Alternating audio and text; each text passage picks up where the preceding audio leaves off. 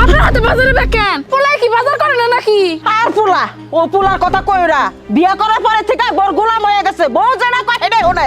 বউ কয় যে তুমি আমার চা বানাই দাও, চা বানাই দাও। বউ কয় কাপড় চোপড় দিয়ে দাও, কাপড় চোপড় দিয়ে দাও।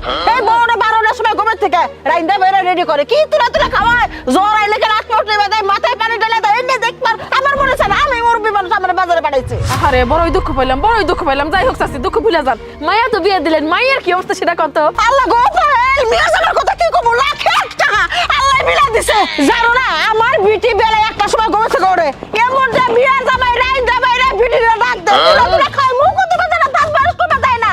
এমনটা যদি জ্বর আহে হাত পা উঠিবে, মাথায় পানি ঢেলে কি সুস্থ নাই করে। কয় তুমি কোন সময় মানি বানাবে না, পা দুয়া দেয় বিয়া জামাই পানি খায়। আর বিয়ানের কথা কি কব, বিয়া তো বাজার করে আইনা না। খুবই ভালো, খুবই ভালো। বিয়ার জামাই ভালো, বিয়ানো ভালো। হ্যাঁ বুঝতে পারছি। তবে আপনার ছেলের বর্জনন আমার বড়ই আফসোস হইতাছে। ওই বাড়ি কখনো গর্ব করে কইতে পারবো না যে আমার শাশুড়িটা ভালো। কি কইলি?